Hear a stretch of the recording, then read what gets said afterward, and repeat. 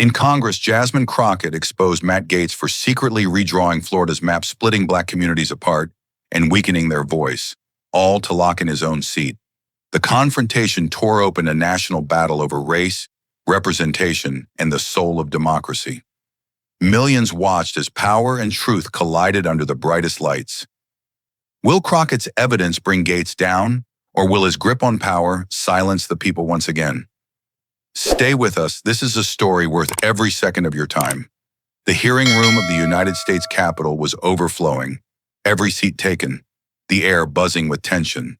Dozens of cameras locked in place, their red lights blinking as millions of viewers across the country leaned closer to their screens. Reporters elbowed for position, notebooks open, waiting for the first spark.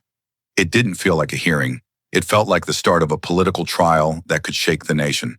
Jasmine Crockett stepped inside, clutching a heavy folder of documents, her eyes sharp as blades. Each stride echoed like a drumbeat of defiance. The room fell into a charged silence as she took her seat, her presence carrying the weight of someone ready to detonate truth. Every camera zoomed in, capturing the steel in her gaze, the resolve in her posture. Across from her, Matt Gaetz reclined, arms folded, wearing a smirk dripping with arrogance. His grin said one thing: untouchable. He radiated challenge, daring Jasmine to strike. The subject was lethal claims that Gaetz had carved up Florida's 2022 voting maps to silence Black voters and shield his seat. CNN's commentator whispered on air, "If Crockett truly has the proof, this could explode into the biggest scandal in years." Jasmine Crockett sat forward, eyes gleaming, the weight of 100 pages of evidence stacked before her like live ammunition. She didn't ease into her attack, she fired instantly, her voice sharp enough to cut glass. "Mr. Gaetz, can you explain why the Florida 2022 map slices apart Black communities, weakening their voice at the ballot box?" Her words snapped through the chamber like a whip, no hesitation, no softening. Every head turned. Reporters froze, pens hovering mid-sentence. For a breathless moment, the only sound was the mechanical whir of cameras zooming in. The question wasn't a request, it was an indictment delivered live in front of the nation. Across the table, Matt Gaetz leaned back, his grin curling with the arrogance of a man who thought he was untouchable. He gave a lazy shrug, his voice smooth with dismissal. "I had nothing to do with that. It was a technical committee decision." The words hung in the air, dripping with disdain, as if he were brushing away a fly. But his performance only deepened the silence. Nobody laughed, nobody nodded. The tension doubled because the room sensed what was coming. Gaetz's smugness was the setup. Jasmine was the strike. She didn't blink. With deliberate calm, she reached for the folder at her side.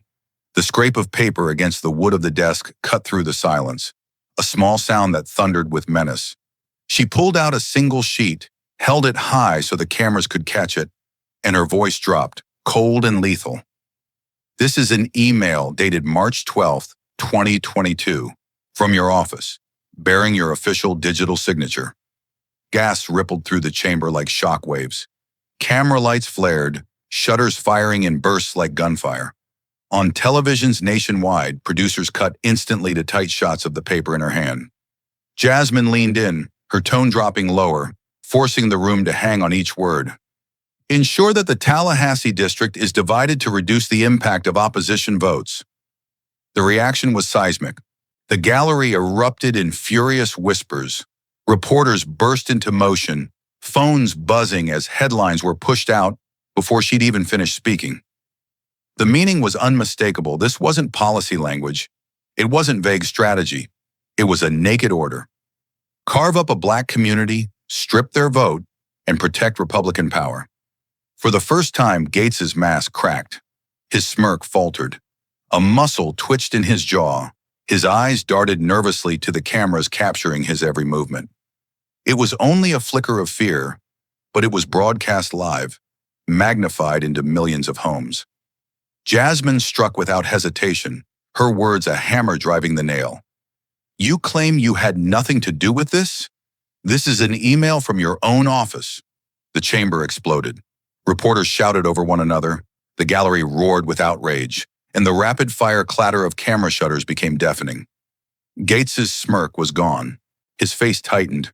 Sweat gleamed under the blazing lights, and his grip on the table whitened his knuckles as if he were bracing for impact. He leaned toward the microphone, but words stuck in his throat. When his voice finally broke free, it was thinner, weaker in echo of the swagger he had paraded minutes earlier. The performance was gone. Only desperation remained. But the chamber didn't care. The nation didn't care. Jasmine had detonated her first charge, and the blast was undeniable. The email was authentic.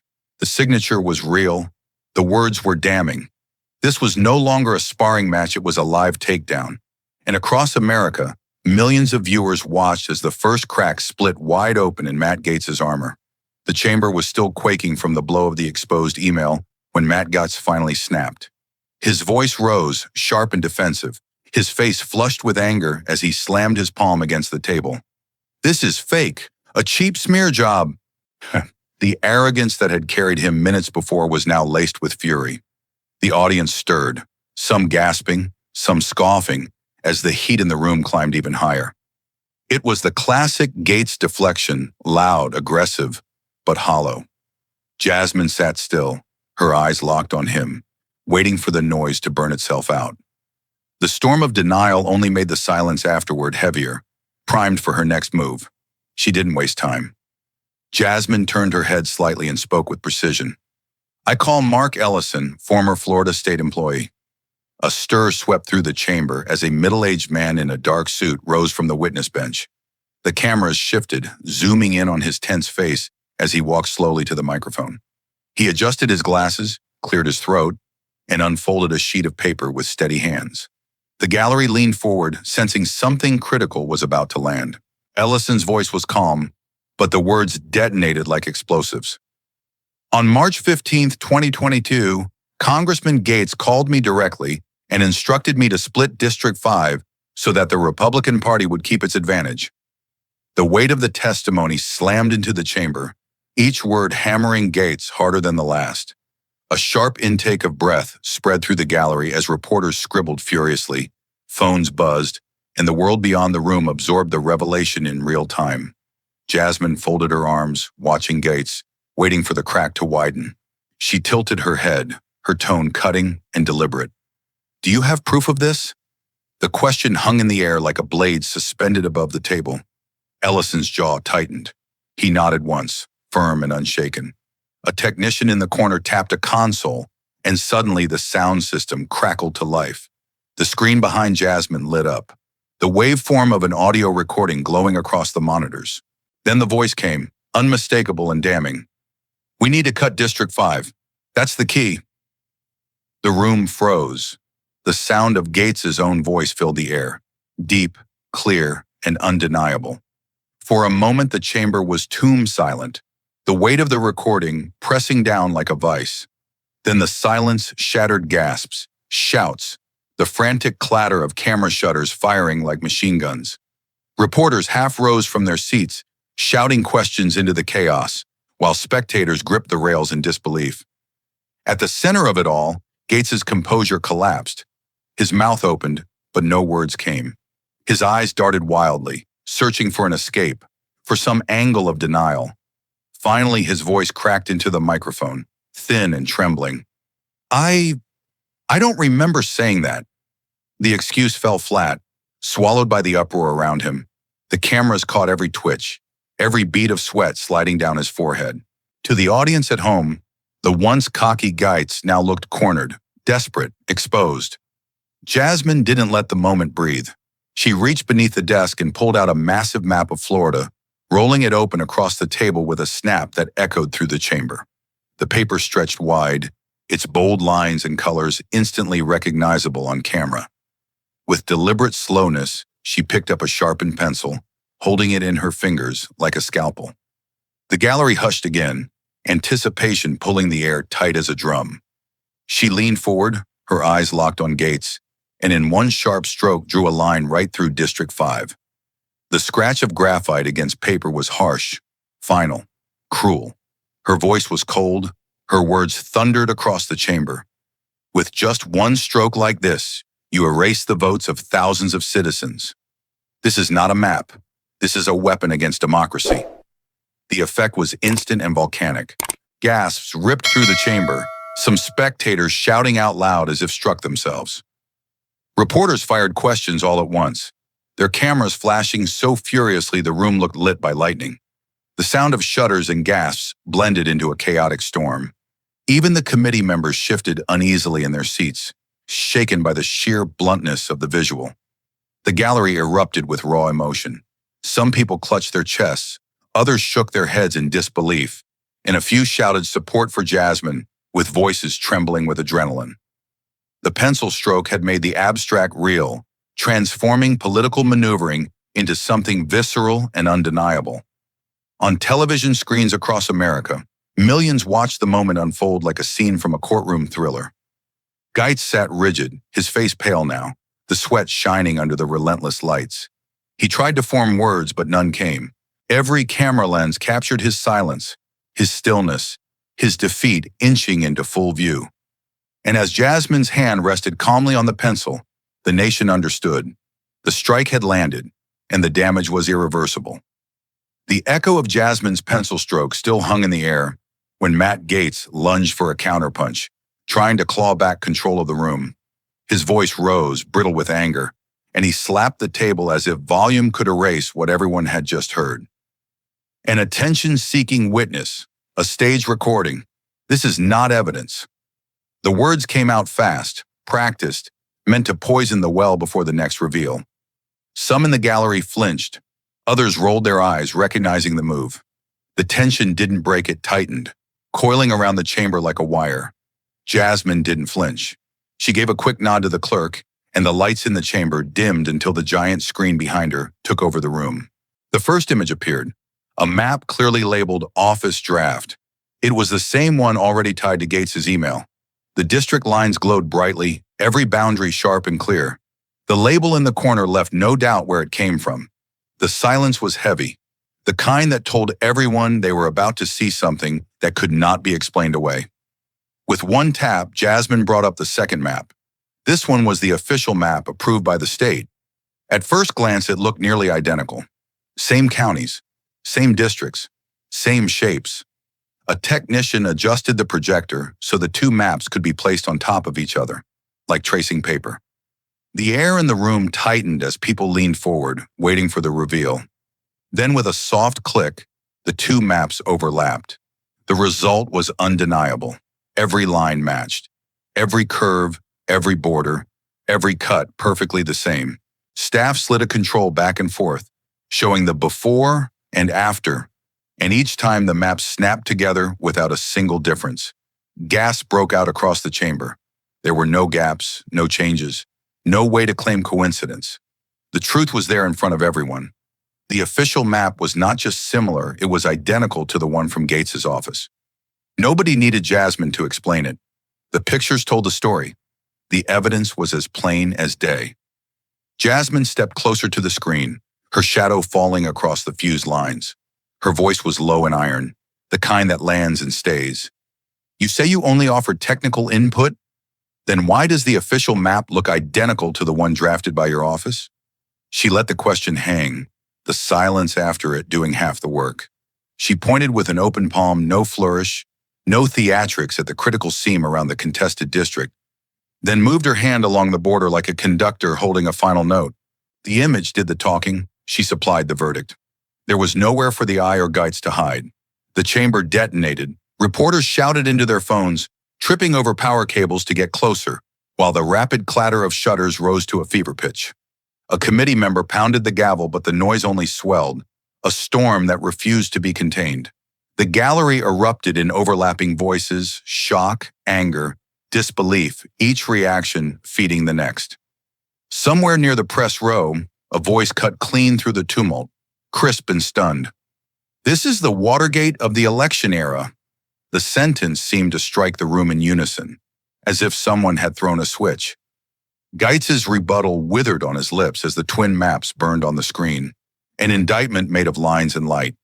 The projection bathed his face in the same cold glow that outlined every boundary he had dismissed moments earlier. Jasmine stood motionless, the embodiment of restraint after impact, letting the picture seal the point she'd driven for 2 hours to make. The committee chamber, built for talk, was suddenly ruled by a single merciless fact. The maps matched perfectly. And with that, the room, press, public panel arrived at the same conclusion without another word. The projection of the overlapping maps still burned on the screen when Jasmine reached for a thin packet of papers from her stack. The motion alone shifted the air in the chamber. People knew something bigger was coming.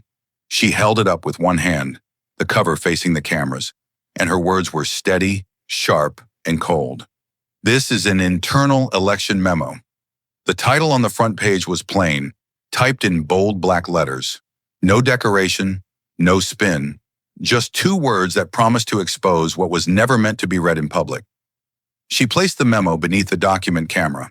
Instantly, the first page lit up on the giant screen behind her. The room leaned forward, pulled by the glow of hard numbers and blunt sentences. Jasmine tapped the page with her pen.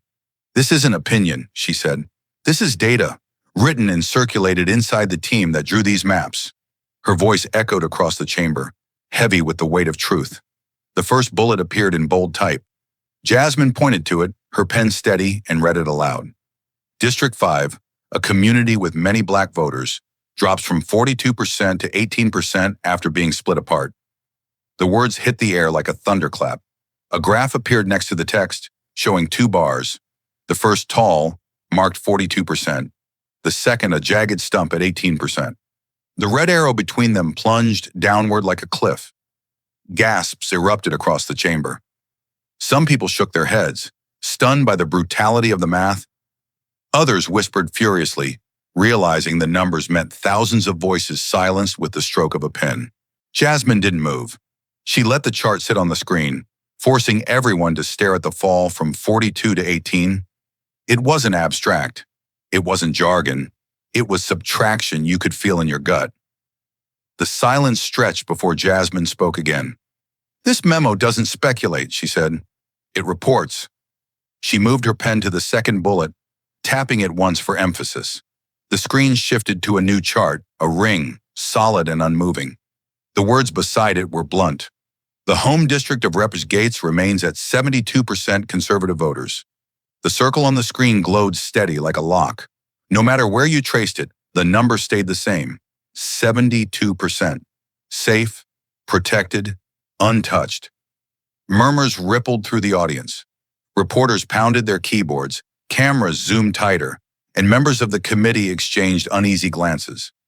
It was no longer about theories or accusations.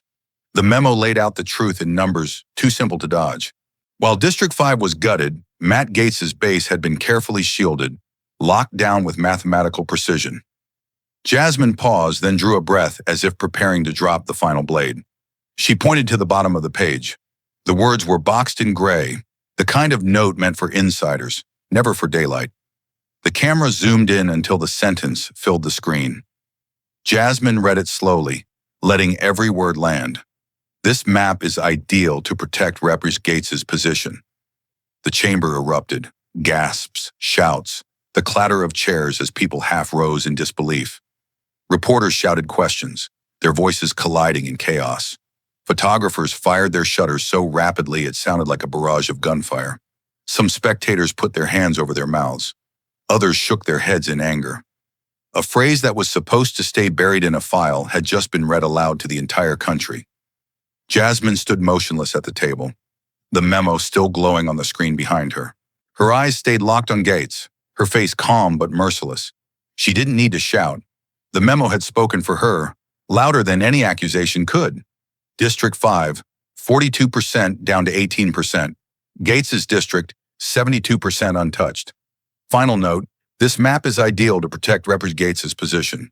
3 strikes, simple and devastating. Gaetz sat frozen, his lips pressed tight, sweat catching the light on his forehead.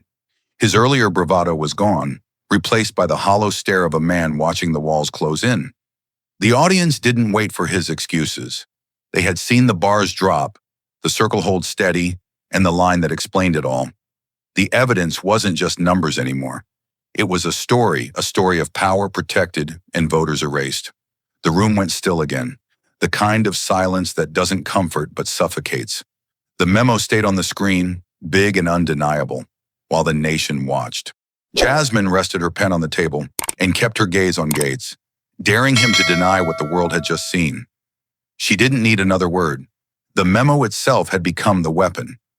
The election memo still glowed on the giant screen, its numbers and conclusions carved into the silence like open wounds. But Jasmine wasn't finished, not even close. She reached for one final folder, thicker, heavier, with a seal embossed in gold across the cover. The motion alone made the room shift. The gallery leaned forward. Reporters steadied their cameras. Everyone could feel the gravity tightening. This wasn't another leaked email. This wasn't an insider memo. This was the law. Jasmine held the document high for a moment, letting the golden seal catch the floodlights so the cameras could broadcast it into living rooms across the country. Then slowly, she lowered it to the document camera. The words across the top filled the screen behind her. State of Florida, court ruling, May 2023. Even before she spoke, the silence in the room thickened into dread. It wasn't Jasmine's accusation anymore. It wasn't Ellison's testimony. It wasn't even a memo typed up in an office. This was a court in its own voice, declaring judgment. Her tone dropped into something harder, slower, more merciless than before. She read each word with deliberate weight, every syllable landing like a hammer strike. The 2022 election map violates the state constitution, stripping Black voters of their rights. The line didn't just echo, it detonated. Gasps tore through the gallery. Chairs scraped as spectators jerked forward. Reporters shouted into their phones while shutters rattled like machine gun fire. And still, Jasmine kept her eyes on Gaetz, unflinching, daring him to deny a sentence stamped with the authority of law. She didn't speak over the noise. She let it crest and crash, then die down into a quiet so sharp it felt dangerous. The ruling still blazed on the screen in giant letters, cold and unyielding. The audience understood. This wasn't spin. It wasn't politics. It wasn't speculation. It was the law of the state of Florida, carved in black and white, declaring the map illegal, and sitting at the center of it was Matt Gaetz. When the hush was absolute again, Jasmine leaned forward, her voice stripped of ornament, every line a blade. Mr. Gaetz, you did not just break fairness. You redrew the map to protect your own seat. This is no longer politics. This is a betrayal of democracy. She delivered each sentence with the precision of a firing squad, short bursts that hit one after another. The final word, democracy, hung in the air like smoke after an explosion. The cameras snapped instantly to Gaetz, zooming tight on his face. The transformation was brutal. A man who had entered the chamber with a smirk now sat hollow, pale, the sweat on his forehead shining under the lights. His lips trembled as if trying to form words, but nothing came. His hand crept toward the microphone, fingers trembling, then retreated, collapsing onto the table with a dull thud. Every tick, every flicker of panic was broadcast live to millions. The ruling remained behind Jasmine, unflinching, towering over the chamber like a verdict no one could outrun. The memo's numbers 42% to 18%, 72% locked in place still lingered in memory, and now they fused with the legal ruling into a story so simple a child could follow it. Numbers cut down, power protected, and a judge calling it unconstitutional. It wasn't just evidence anymore, it was conviction. The gallery stayed riveted, caught in the shock of seeing power stripped bare. Some spectators shook their heads in fury, others whispered prayers under their breath. A few pressed their phones against the railing, capturing every second for the feeds already flooding the internet. The committee members themselves sat stiff, their eyes darting between Jasmine, the ruling, and the broken figure of Gaetz. Jasmine remained standing, motionless, her hand resting on the folder as though she had just planted a flag. She didn't shout. She didn't gloat. She simply let the silence build until it pressed down on Gaetz like a weight he could no longer carry. He tried again to open his mouth, but the only sound that escaped was a faint rasp, the sound of a man with no defense left. It was all there for the nation to see. The memo, the map, the ruling, and the man who had sworn he had nothing to do with it. And now, wordless and cornered, Matt Gaetz sat frozen under the glare of the lights, his armor shattered, his power bleeding out in silence. The ruling still burned on the screen, cold and immovable. as the silence pressed down like weight. For a heartbeat, no one moved, no one breathed, and the entire room seemed to balance on a knife's edge. Then the spell cracked, and the microphone caught the scrape of a chair. A tremor passed through the table in front of Matt Gaetz. He tried to speak, and the chamber leaned in as if to hear a confession. His hands shook as he pulled the mic closer, knuckles pale against the metal stem. His mouth worked before any sound came, breath hitching, eyes flicking from the ruling to the cameras and back. The confidence that had carried him in was gone, replaced by a thin quiver in his voice. "This is a witch hunt," he stammered, the words breaking, as if even the phrase couldn't hold together under the lights. He swallowed hard, but the rest of the sentence never arrived. The gallery exploded before he could try again, a wave of noise that rolled across the room and smothered his microphone. It wasn't a single reaction, but a layered roar, gasps, angry shouts, a low rumble of disbelief that rose into open condemnation. "Answer the question," someone yelled, and another voice cracked over it with, "Stop dodging!" The gavel pounded, sharp and useless, each strike lost under the crowd's surge. The sound that swallowed him wasn't applause or outrage alone, it was judgment. On the dais, his allies did not lift their heads. A row of folded hands tightened on polished wood, jaws clenched, eyes fixed on nothing. One staffer stared down at a phone that wasn't lighting up, thumbs motionless, as if waiting for a message that would not come. Another adjusted papers that didn't need adjusting, pointless movements to avoid the camera's stare. The posture was uniform, silence, downward glances, a refusal to meet the blast. The broadcast director's voice barked through headsets, and every camera obeyed in unison. Lenses snapped tight on Jasmine Crockett as she rose from her chair, the memo in one hand, the court ruling in the other. She lifted both documents into the frame left hand, right hand so the seals and headers filled the screen edge to edge. Then she extended her arm and pointed straight across the table at Gaetz, a line drawn through the air as clean as ink. She did not speak. The picture spoke for her. The shot composition was merciless. Foreground Jasmine, documents blazing, background Gaetz, frozen beneath the same lights that made the paper glow. The chyron at the bottom of the feed identified each page election memo on the left. Court ruling May 2023 on the right, no commentary required. Producers cut to a split screen for 2 beats, then returned to the tight angle that made the moment feel like a verdict. A handheld camera drifted slightly, catching the tremor in Gaetz's jaw and the steadiness in Jasmine's grip. The country wasn't just hearing the story, it was seeing it frame by frame. In the well of the room, spectators lifted their phones as if on cue, arms rising like a single wave. The 30-second window wrote itself. Gaetz's stammer, the audience drowning him out. Jasmine holding the memo and ruling, the finger pointed like a compass needle. Thumbs tapped instinctively, trimming the clip at the exact beat where silence met proof. A dozen angles captured the same truth within seconds broadcast feed. Gallery seats, press row, even a staffer's shaky cam from the aisle. The edits were clean because reality had done the editing for them. Outside the chamber, screens lit up in kitchens, offices, and crowded buses as notifications stacked like falling dominoes. The clip traveled room to room and city to city, hopping from one account to another with no need for a caption. People watched it twice, 3 times, then sent it to someone who needed to see it now. The numbers spun upwards so fast they looked unreal, but the images were painfully real, no filters, no overlays, just a man's denial swallowed by a room, and the proof held against him. The echo came not from slogans, but from the visual that didn't require words. Back inside, the roar settled into a hard, watchful quiet, as if the chamber itself understood the moment had been captured and could not be undone.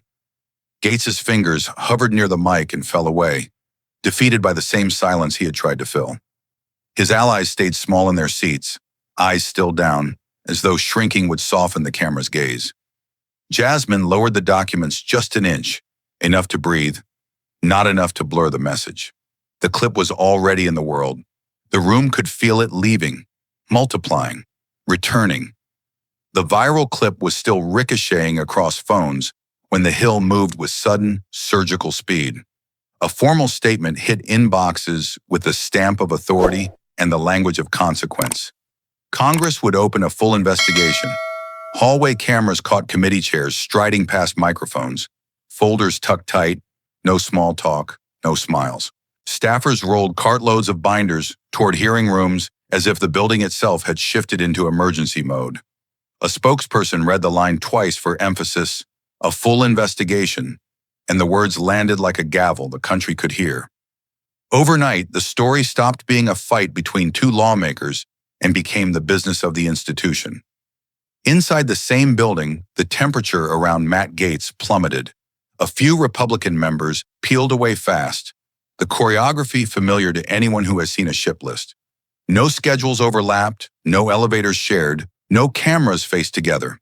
In the press scrum, one said, "I need to review the facts," and stepped backward before a follow-up could land. Another offered, "If these allegations are true, they're serious," then disappeared behind a closing door. Even longtime allies spoke in conditional verbs, the language people use when they want distance without saying distance. The message was clean, if unspoken. He was on his own. Television did the rest with ruthless efficiency. Primetime shows looped the 30 seconds that told the story better than an hour of debate. Gaetz's stammer into the microphone, the audience drowning him out. Jasmine Crockett lifting the memo in the court ruling, her finger pointing straight across the table. Producers ran it in slow motion, then at full speed, then with a freeze frame on the seal of the court, while the anchor repeated the ruling verbatim. Graphics teams built side-by-side frames on the left the memo line, on the right the phrase from the ruling, and let them hang under the shot of Gaetz blinking under the lights. Every 15 minutes, the clip reappeared, like a tide coming in. By midnight, viewers could recite it from memory without needing a single caption. On the streets of Florida, the response arrived with hand-painted urgency. Crowds formed outside courthouses and along State House steps. Mothers and veterans and students pressed shoulder to shoulder under homemade banners. Cardboard signs came up in a forest of arms, the letters thick and dark, "Return our votes to us." A chant built from the pavement and rolled down the blocks in waves, steady, relentless, impossible to talk over. Television trucks raised their masts as organizers handed out water and marched the loop again, the chant puncturing the heat like drumbeats. By evening, the same words were echoing in Pensacola, Miami, and Tallahassee, the cry identical even when the voices change. As the sun fell, the focus narrowed back to Gaetz, and the pressure became personal. Conservative radio took calls from listeners who usually defended him, but now demanded plain answers. The hosts let the silence stretch when none came. Donors who had always returned texts didn't, and invitations that had been standing offers quietly thinned. Newspaper front pages ran a single image above the full Jasmine. Documents raised, Gaetz, frozen, and the editorial cartoon did not require a caption. By morning, the word embattled had attached to his name the way wet paint clings to a shirt you can't save. A public image that had seemed bulletproof 12 hours earlier now looked cracked in the only place that matters, on site. By morning, the clip had spilled out of politics and into daily life, and the reaction took on a deeper, older tone. In church basements and VFW halls, grandparents who had marched or watched the marches of the 1960s began to speak. They remembered poll taxes, literacy tests, and the nightsticks on the bridge at Selma. Faces that had seen 1965 up close now watched Jasmine draw that pencil line and felt the past return. "This is the new civil rights battle," they said, voices steady, eyes wet.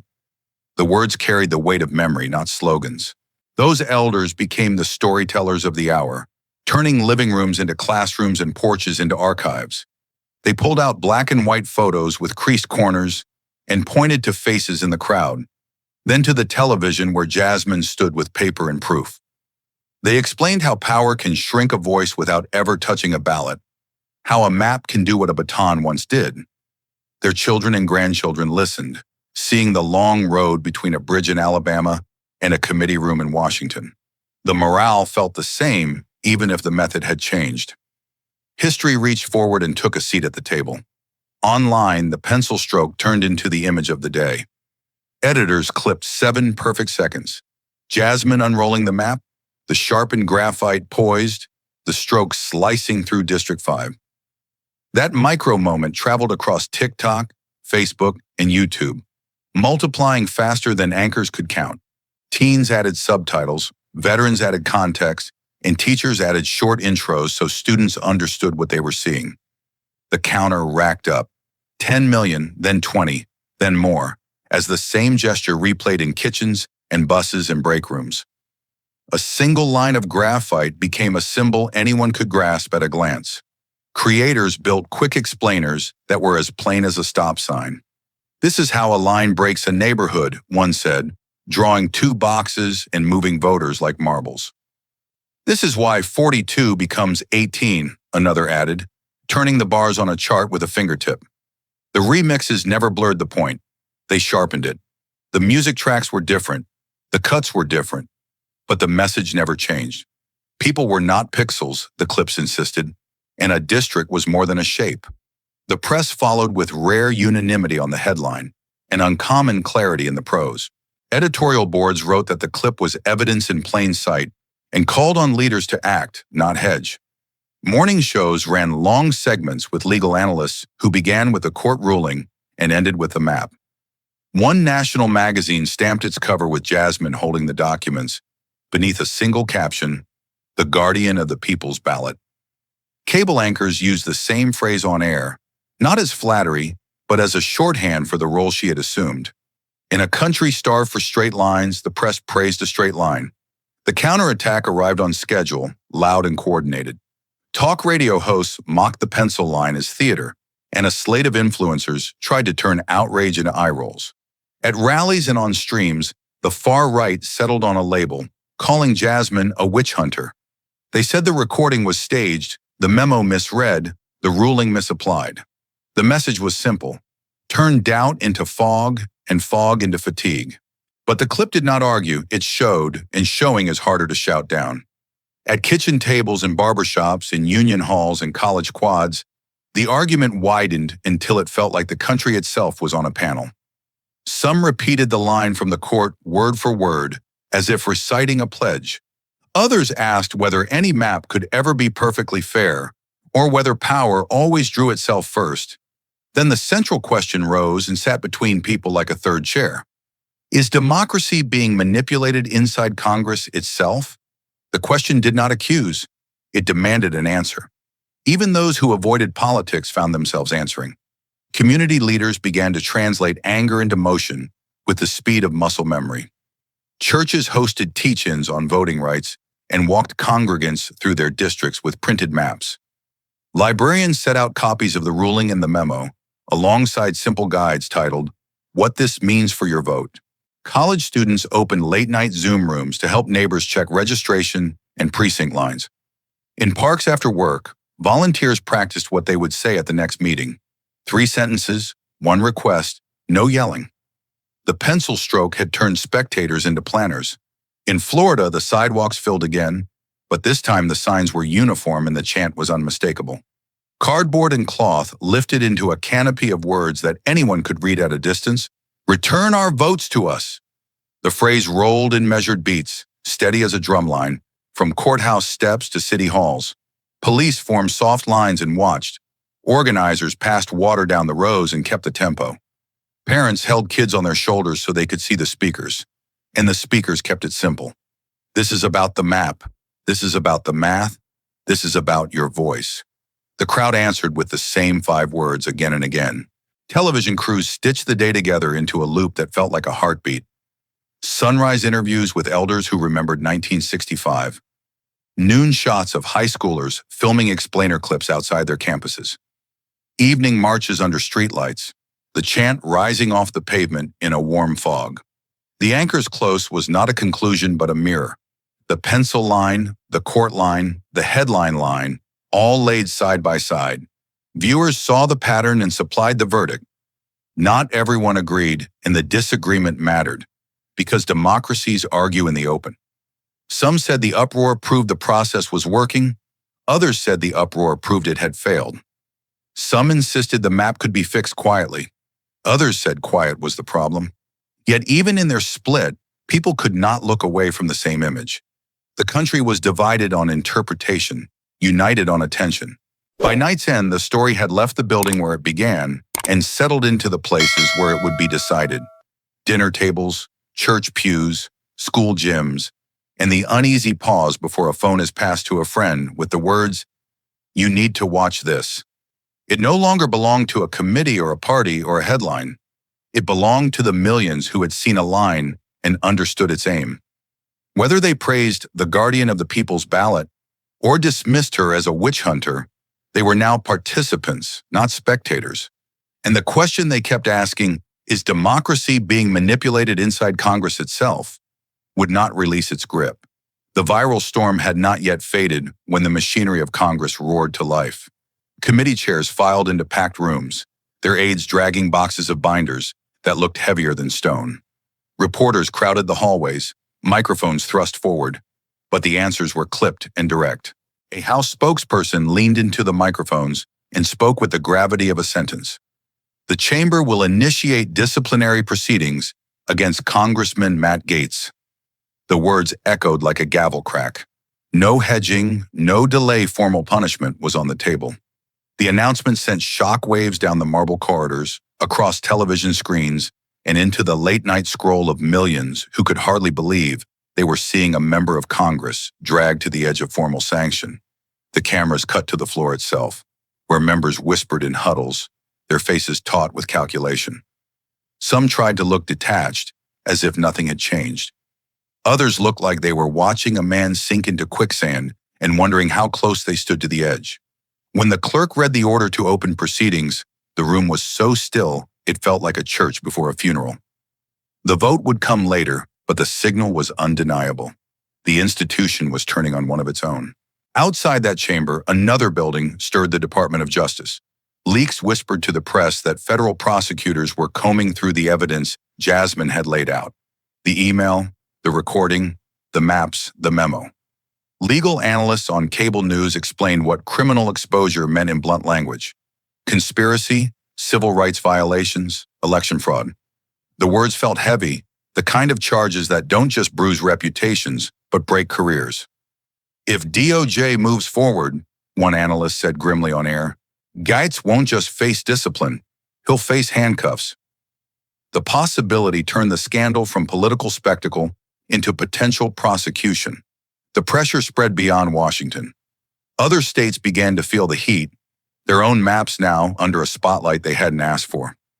Editorials demanded reviews, lawsuits resurfaced, governors scrambled to announce compliance checks before the outrage reached them. Florida was the epicenter, but the tremors ran outward. Georgia, Texas, North Carolina. A headline captured the mood in blunt type. If Florida's map was rigged, what about ours? It wasn't just one scandal anymore. It was contagion. In universities and think tanks, scholars stepped into the fray with language sharp enough to slice. They didn't reach for polite euphemisms. They reached for history. This is the Watergate of the election era, one wrote, his words splashed across the front page of the New York Times. Panels on public radio picked up the phrase, repeating it until it hummed in the background of the debate. The comparison wasn't casual. It was a warning. Watergate had brought down a president. This, they said, could unravel the credibility of elections themselves. The phrase stuck because it captured the scale. Not a scandal of money or scandal of lies, but a scandal of maps that cut the voice from a people. The world noticed too. Foreign correspondents filed stories with headlines sharp as knives. America questions its own democracy, read one in Le Monde. In Germany, the Frankfurter Allgemeine Zeitung plastered a front-page photo of Jasmine holding the memo beside the ruling, her finger stabbing the air at Gaetz. In Japan, NHK led with a segment about democracy under fire from within. Even Al Jazeera ran a special report with a chilling subtitle, The World's Oldest Democracy on Trial. The headlines carried more than curiosity, they carried disbelief. America, the nation that lectured others about free elections, was now in the dock of world opinion. Meanwhile, Gaetz's world shrank by the hour. In the Capitol cafeteria, colleagues who once waved now stared at their phones as he passed. Invitations dried up, donors froze their checks, and longtime allies gave interviews that sounded like eulogies. "These allegations are serious," one said flatly, declining to defend him. Even conservative media began to hesitate, their once friendly hosts shifting tone from defense to distance. Gaetz walked through the halls like a man under glass. Every step followed, every glance recorded, every silence replayed. The swagger that had defined his career collapsed into stiff, defensive gestures. His seat was not yet gone, but the walls were closing in. Commentators described his fallen words, usually reserved for tragedies. "He built his career on being untouchable," one said on MSNBC. "Now he looks radioactive." The metaphor spread because it fit. People didn't just want distance from him, they wanted shielding. Colleagues ducked cameras rather than stand beside him. Staffers whispered about resignation letters. Lobbyists stripped his name off invites. The man who once lived in headlines now drowned in them, his face framed by words like embattled, isolated, collapse. While Gaetz shrank, Jasmine Crockett expanded. She didn't chase cameras, they came to her. When Harvard invited her to deliver a lecture on democracy and power, the hall sold out within hours. Students packed the aisles, their phones lighting the room as she walked to the podium. At Yale, she was introduced not as a congresswoman, but as the defender of the people's vote. Her speeches didn't sound like celebration. They sounded like calls to arms. "Democracy doesn't die in darkness," she told one audience. "It dies when we let people redraw it for their own survival." The words went viral before she left the stage. International forums beckoned next. In Geneva, she stood before a room of diplomats and academics and held up the same pencil she had used to slice the map in the hearing. "This line was meant to silence," she said, "but this line will now speak louder than the silence it created." The applause was thunderous, not just for her, but for the idea that a single person could stand in the machinery of power and force it to stop. She became, in the eyes of many, not just a politician, but a symbol. The press called her an icon of democracy in the digital age. Back home, her rise only sharpened the contrast with Gaetz's fall. Every profile that celebrated her resilience also noted his ruin. Every interview that praised her integrity reminded viewers of his silence. She wasn't just succeeding, she was succeeding in the exact places where he was failing. The narrative was brutal, binary, cinematic. One leader rising on proof, another collapsing under it. Congress's investigation ground forward. The DOJ's deliberations deepened, and states across the map braced for scrutiny. But the human story, the faces, the moments stayed fixed in memory. Gaetz stammering, the crowd drowning him out. Jasmine lifting the memo and the ruling, pointing straight at him. That 30 seconds had rewritten careers, redirected institutions, and reshaped the nation's conversation. It was no longer a clip, it was a pivot point. And as that moment replayed on every screen, the reality hardened into truth. Congress was disciplining Gaetz. The Justice Department was circling. Other states were checking their maps. Scholars were invoking Watergate. The world was watching, and Jasmine Crockett was walking into lecture halls and international forums as a symbol. For one man, isolation and collapse. For one woman, recognition and ascent. And for a country, the uncomfortable question, how fragile is democracy when a line on a map can decide who speaks and who is silenced? The gavel struck 3 times, sharp and final, and the official words rang out. "This hearing is adjourned," but no one moved. The room did not empty the way it usually did at the end of a committee session. No one gathered papers or shuffled chairs. Instead, the air held still, electric, as though every person in the chamber understood that they were standing inside a moment that would not come again. The cameras kept rolling, the reporters stayed glued to their seats, and even the staffers paused with their folders half closed. Something unfinished hung in the silence, waiting for the person who had carried the entire day. Jasmine Crockett rose from her seat.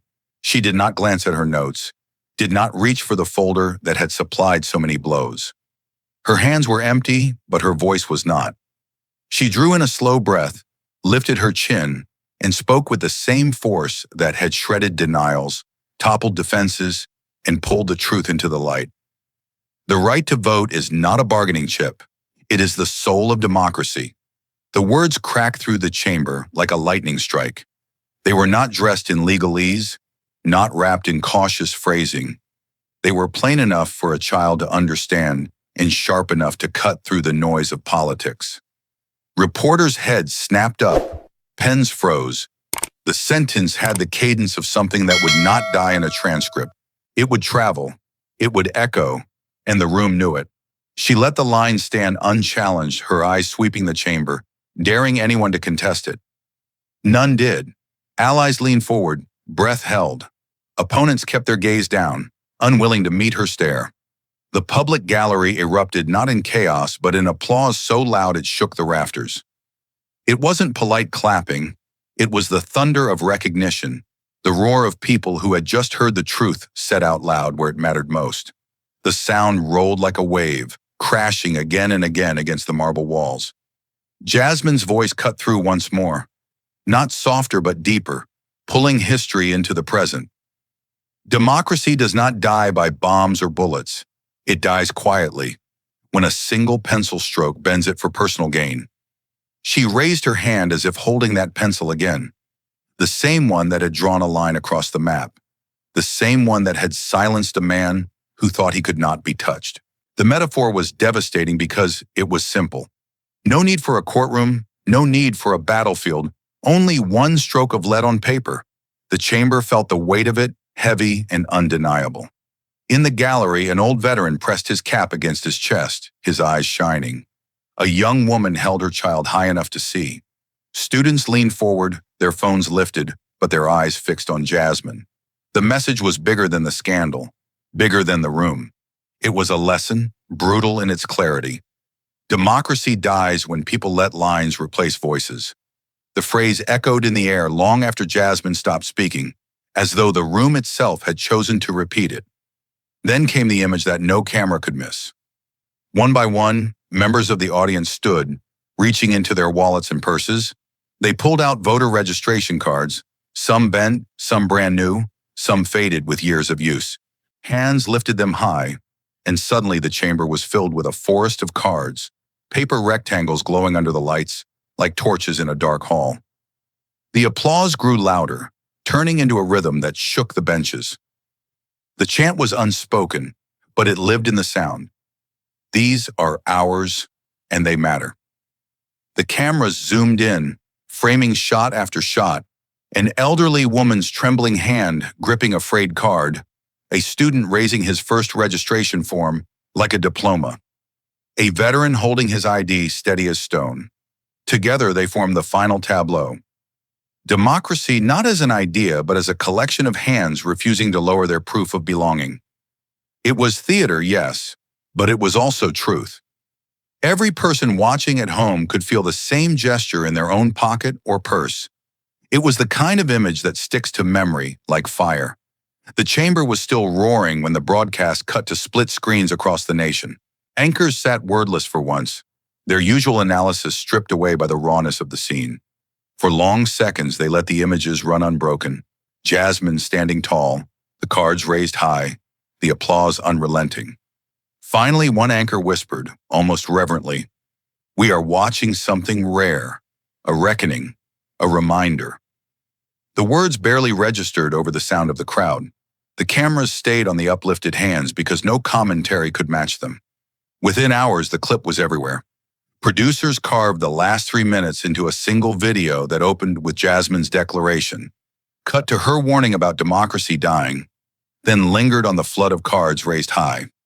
It was uploaded to YouTube, TikTok, Facebook, and within a day the numbers soared into the millions. The comments section filled like a river after rain. One stood out, repeated hundreds of times. "I've lived long enough to see justice rise in Congress." That line became the unofficial caption of the clip, pasted into headlines, scrawled onto posters, echoed in conversations. People didn't just watch, they responded. Teachers played the video in classrooms. Pastors quoted it from pulpits.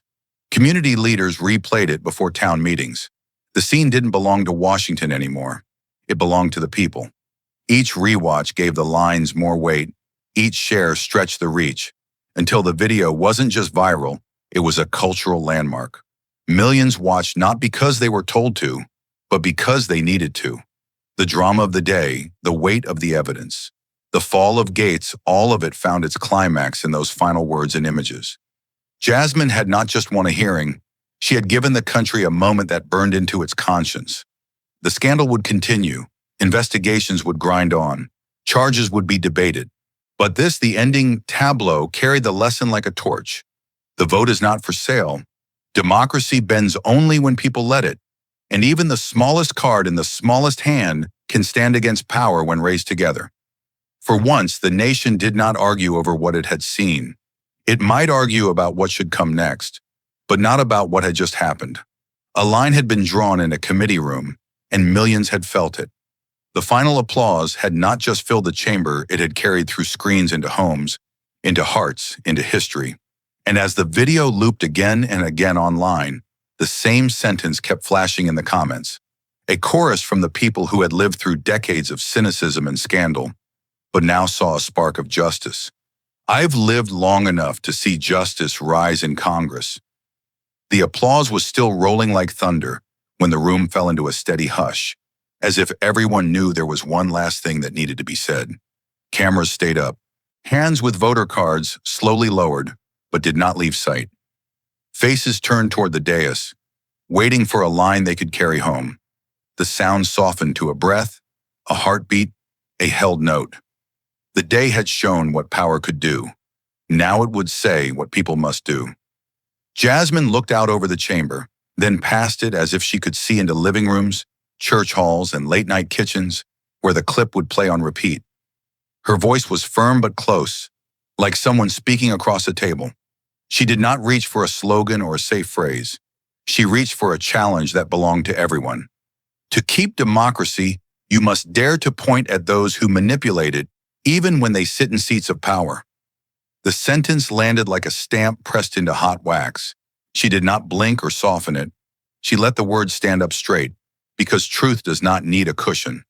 Pointing sounds simple, but everyone in the room knew it takes a kind of courage that costs something. It means saying the name, naming the act, and refusing the fog that power tries to pour over plain facts. It means fixing your finger on a line that was drawn to erase you and saying no. It means not looking away when the person responsible wears the title you were taught to respect. The room understood because it had watched the trick in real time, one pencil stroke that split a community and guarded a seat. The trick was quiet, tidy, and dressed up as process. But quiet harm is still harm. A clean line can do a dirty thing. That is why the message put the burden on sight and speech on the moment you decide to call the thing by its real name, even when the person behind it sits under a flag and behind a seal. She turned the idea from a rule into a task list, all in plain words. Pointing means asking the hard question and asking it again when the first answer is a shrug. It means keeping the paper trail and reading it out loud. It means holding up the email, the memo, the ruling, so the whole country can see, not just hear. It means standing still while the room gets loud, because truth often makes the guilty shout. It means staying on the line until the facts outlast the noise. The message did not hand off the job to heroes, it gave it back to the people in the seats and the people at home. Anyone can point a teacher with a copy of the map, a grandparent who remembers 1965, a student who knows how to clip 7 seconds that tell the whole story. Anyone can point a neighbor at a town hall, a clerk who knows where the files are, a voter who lifts a card and says, "This is mine." The test is not whether you are famous. The test is whether you will speak when the room tells you to be quiet. Jasmine kept the language simple because the danger is simple. Manipulators hide in plain sight. They sit on committees. They sign forms. They smile into cameras and talk about technical changes as if a life fits inside a line they can move with a finger. The seats they occupy are soft, but the harm is hard. That is why the sentence carries its sharp edge all the way to the end, even when they sit in seats of power. She did not pretend courage is free. She let the room feel the price. When you point, people will call you names. They will say, "Witch hunt" in theater and grandstanding, because shame hates a spotlight. They will try to turn doubt into fog and fog into sleep. So you answer with the clearest thing in the room, a document, a number, a ruling, a line that matches a line. You answer with the quiet that comes after proof. The message became a mirror for everyone who heard it. If democracy is a house, then pointing is how you check the beams. If democracy is a voice, then pointing is how you keep the mic from being cut. If democracy is a map, then pointing is how you stop the hand that bends it. You do not need a law degree to pass that test. You need eyes that will not look away and a mouth that will not stay shut. She spoke once more, not to add words, but to tighten them. To keep democracy, you must dare to point at those who manipulate it, even when they sit in seats of power. The second time was not an echo. It was a vow. Heads lifted, backs straightened. Somewhere in the gallery, a veteran nodded. Somewhere on the aisle, a student hit record. The line felt less like a quote and more like a rule people could tape to a door. No music swelled, no banners dropped.